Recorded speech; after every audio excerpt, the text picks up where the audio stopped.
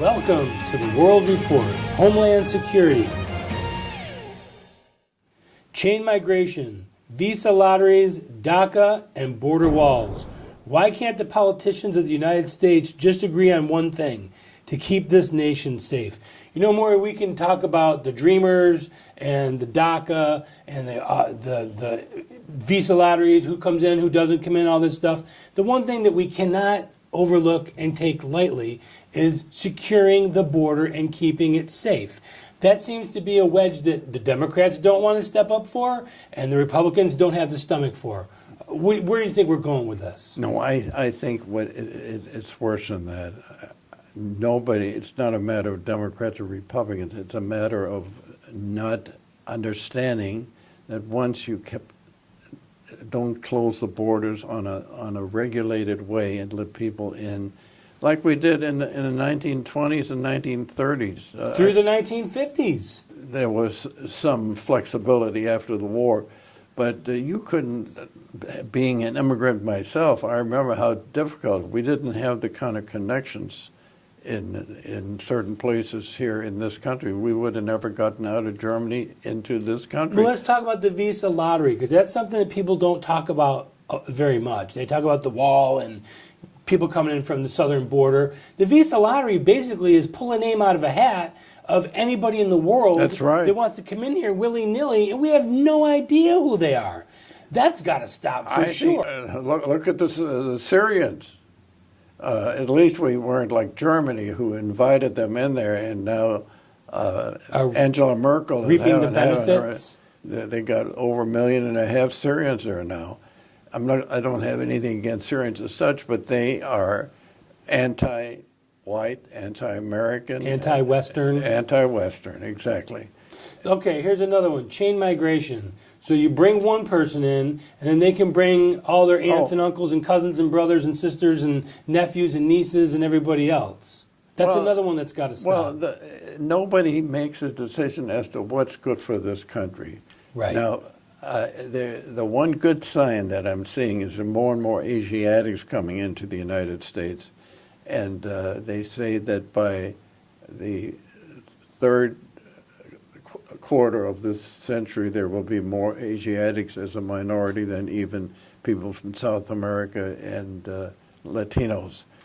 And they are highly educated and they are very productive for this country. But if you feel that there's a group of people that are going to come in there to destroy this country, and the only justification is we don't have the size of families we used to have before, so we need more people.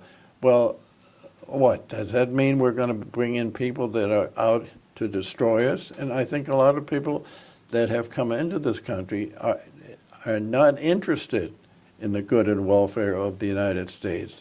Okay, let's tackle a really difficult subject. The Dreamers, so-called Dreamers. Yeah.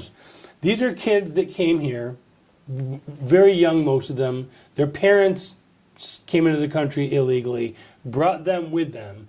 And I guess the best analogy I've heard is, so let's say your parents robbed a bank and you were 2 years old and you happen to be in the car seat in the back.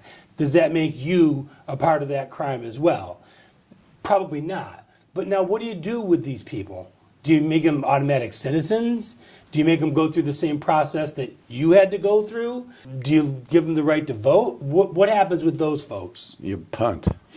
You stall. That's exactly what they're doing. They don't have an answer. That's not the answer I was looking for. Well, I'm not telling. There is no answer. That's the politically expedient answer. Well, I want to know how to solve the problem. Well, political expediency is the way it's being done. Nobody wants to step up and say,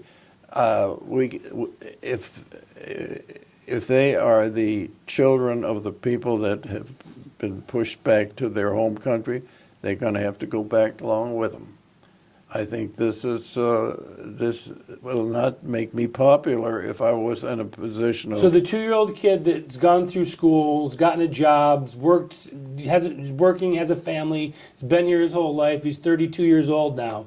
we're going to turn around and send him No, back? no, I didn't say that. I didn't say that. I said you got to do it at the beginning, and you got to take a position in saying anyone that brings here with a family has to go through certain limitations in order to stay here in this country. Tell our audience what you and your family had to go through to get into the United States. Well, first of all, we had to have 3 wealthy people in this country vouch for us. No, And verify. What do you mean by wealthy?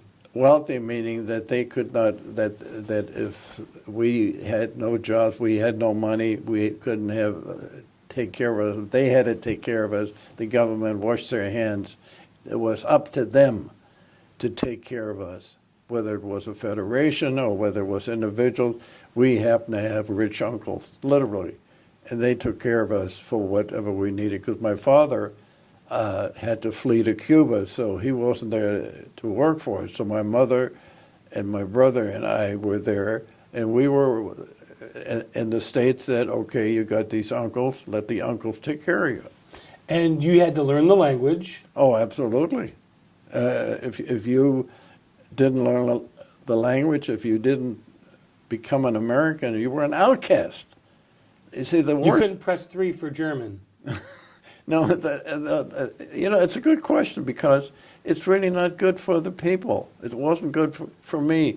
I didn't want to be known as a fascist German. I mean, I had gotten a lot of propaganda pushed into me, and I knew this was. And you probably weren't forcing lederhosen on the rest of us and flying a German flag. No, I said I wanted to be the most Americanized guy you ever saw, even though in the back of my mind I was still singing Deutschland über alles. And that's our Homeland Security.